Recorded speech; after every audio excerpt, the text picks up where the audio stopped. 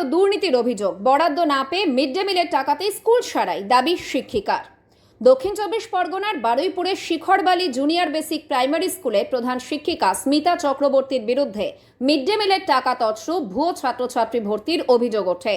বারুইপুর বিজেপির 1 নম্বর মণ্ডলে প্রাক্তন সভাপতি দেবপম চট্টোপাধ্যায় ও বিজেপির শিখরবালির স্থানীয় নেতারা এবং গ্রামবাসীরা এই অভিযোগ আনেন। অভিযোগ ওঠে যে স্কুলের প্রধান শিক্ষিকা দিনের পর দিন অনুপস্থিত থাকেন। মিড ডে মিলের বরাদ্দ টাকা আত্মসাৎ করে পড়ুয়াদের মাত্র 5 টাকার বিস্কুট ধরিয়ে বাড়ি পাঠিয়ে দেওয়া হয়।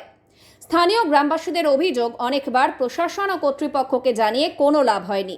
এদিকে প্রধান শিক্ষিকা জানিয়েছেন বিদ্যালয়ে একাধিক জিনিস প্রয়োজন ছিল, তাই বাধ্য হয়ে তারা মিড ডে মিলের টাকাতেই স্কুল সারিয়েছেন। তার কথায় স্কুলে জলের সমস্যা ছিল, পাম্প খারাপ ছিল, বাথরুম ভাঙা ছিল। বাথরুম সারাতেই 1 লাখ টাকার বেশি খরচ হয়। তিনি ও দীনবন্ধু স্যার প্রথমে নিজেদের পকেট থেকে টাকা দিয়ে কাজ করান, পরে মিড ডে মিলের বরাদ্দ বাড়িয়ে সেই টাকা তুলে নেন।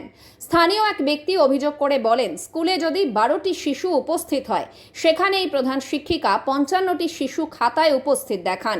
এই দেখিয়ে দেখিয়ে বারবার টাকা আত্মসাৎ করছেন। প্রধান শিক্ষিকার বিরুদ্ধে গাফিলতি ও টাকা আত্মসাতের অভিযোগ। অন্যদিকে সংবাদ মাধ্যমের মুখোমুখি হয়ে শিক্ষিকা স্বীকার করে যুক্তিসহ বুঝিয়ে দেন যে সরকারি বরাদ্দ না পেয়ে স্কুল চালাতেই এই পথ নিতে হয়েছে। যদিও নিয়ম বলছে মিড ডে মিলের টাকা অন্য কোনো খাতে খরচ করা সম্পূর্ণ বেআইনি। ঘটনাস্থলে আসেন বারুইপুর ব্লকের মিড ডে মিল সোসাইটি। তিনি দুজন ছেলে এসছে, 20 জনের হিসেব দিয়েছেন। উনি বলতে চাইছেন যে 60 টাকা পয়সা করে পাই আমরা, কিন্তু আমাদের ডিম খাওয়াটাই খাওয়ানি না। 5 টাকার বিস্কুট হাতে দিয়ে বাড়ি পাঠিয়ে দিচ্ছেন। গার্জেনরা এসে বলছে, তারা কমপ্লেন করছে প্রতি মাসে কিছু না হলে 20 থেকে 25,000 টাকা একটা প্রাইমারি স্কুল থেকে চুরি হয়ে যাচ্ছে। এবং সেইটা যদি 1 বছর এবং আপনি যদি 5 বছর ধরেন, উনি কয়েক লক্ষ 25 থেকে 30 লক্ষ টাকার ঘাবলা হয়ে রয়েছে এই স্কুলটাতে। উনি স্কুলে আসেন না, উনি বাড়ি বসে বসে মিড ডে মিল পাঠিয়ে দিচ্ছেন সমস্তগুলো। এবং উনি পুরো 6 মাস, বিগত 6 মাস স্কুলে আসেননি, 6 মাসের বিল গেছে। কী করে হচ্ছে এগুলো? এবং উনি বারবার বলছেন আমি জলের পাম্প সারিয়েছি, আমি ওই একজন লোক রেখেছি। এই এত বড় স্কুল একজন বিধবা ভদ্রমহিলাকে রেখেছেন, 500 টাকা দেন। উনি যদি এতই মানবিক, উনি নিজের পকেট থেকে 500 টাকা দিতে পারতেন, তাও দেন না। ওই বাচ্চাদের খাবার থেকে 500 টাকা উনি দিচ্ছেন। এক্ষুনি বিধবা ভদ্রমহিলা আমার কাছে কাঁদছিলেন যে আমার কেউ নেই, আমার ছেলেটা হ্যান্ডিক্যাপ, আমাকে 500 টাকা মাসে মাইনে দেয়, আর লক্ষ্মীর ভাণ্ডারে 1,500 টাকা, এই আমার সংসার চলে। উনি এতটাই অমানবিক এবং বাচ্চাদেরকে এইভাবে প্রতিদিন বাচ্চাদেরকে ডিপ্রাইভ করছেন। শিক্ষা হয় না, সারাক্ষণ মোবাইল দেখেন। আর এখানে বসে বসে আমরা এসে দেখছি উনি এই হাই স্কুলে ঘুরছেন। বলছে আমার দরকার ছিল হাই স্কুলে, অথচ ক্লাসে বাচ্চারা বসে রয়েছে, তাদের ক্লাসই নেন না। একেবারে অমানবিক একজন টিচার যাকে এখানে রেখে দিয়েছে। আর এই রাজনৈতিক কিছু নেতার প্রভাবে এতদিন এইভাবে 9-6 করে গেছে বাচ্চাদের। আপনার নাম আর পরিচয়? আমার নাম দেবপম চট্টোপাধ্যায়। পরিষদে কি টাকা এসছে আপনারা আসুন, আমি পাসবুক খুলছি, পাসবুক দেখুন। যদি কোনো গভর্নমেন্টে যা টাকা আছে, তাতে আমার স্কুলের যে ভিসির অ্যাকাউন্ট, তাতে তো পাসবুকে থাকবে সবটা।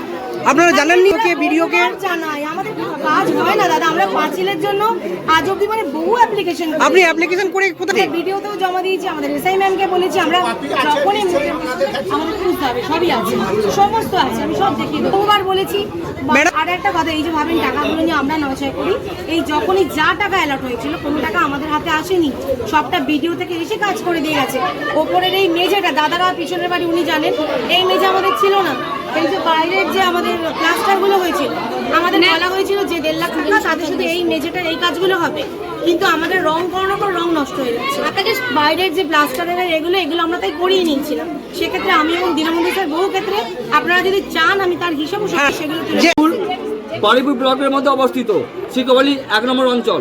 1 নম্বর অঞ্চলে দীর্ঘদিন ধরে দিদিমণি এই মিড ডে মিলের যে টাকা পয়সা এবং চাল ডাল ইত্যাদি নিয়ে তসরুপ করছে।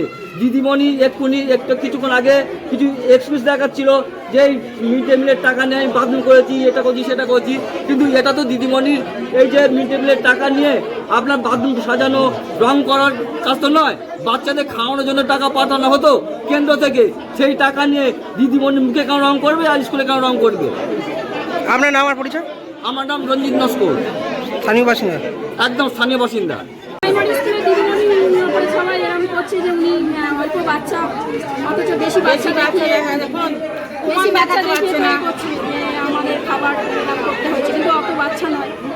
সেটা নিয়ে ওরা একটা এ করছে কি দেখছি তো তাই আমরা পাবলিক দেখছি। এই দিদিমণি কি উনি ক্লাস নেন কিন্তু মাঝে মধ্যে উনি বলেছিলেন যে আমার বিওলোর কাজ আছে আমাকে বাইরে যেতে হয় তাই এটুকুনি আমরা জানি ওখানে মাঝে মাঝে মামাই বলা হয়েছে 30টা বাইক আমার বাড়িতে গেছিল রাত্রিবেলা আমাকে উইথড্র সই করানোর জন্যে। আমি সে সই করিনি, পরের দিনে স্কুলে এসে সই করে গেছি যে আমি স্কুলে সই করেছি, আমি স্কুলেই উইথড্র করব, আপনাদের কাছে মাথা নত আমি করব না। আমাকে বলেছিল যত রকম সুযোগ সুবিধা সব কিছু দেবো, সইটা করে দাও। আমি কোনো রকম মাথা নত করিনি। এই কোর কমিটি থেকে যত রকম সুযোগ সুবিধা দেবে বলেছিল। আমি এই বিজেপি পার্টি করি বলে কোনো তৃণমূল সরকারের থেকে একটা তিরপল অব্দি পাইনি। আনফানে আমার ঘরের অ্যালবেস্টার সবাই পড়তো। শিশু খাত খাদ্যের দুর্নীতি, আমার মেয়ে বাড়িতে গিয়ে বলতো বাবা আন্টিরা বাড়িতে বালতি করে খাবার নিয়ে চলে যায়, ডিম ডাল আনাজের খোলার তলায় নিয়ে চলে যায়।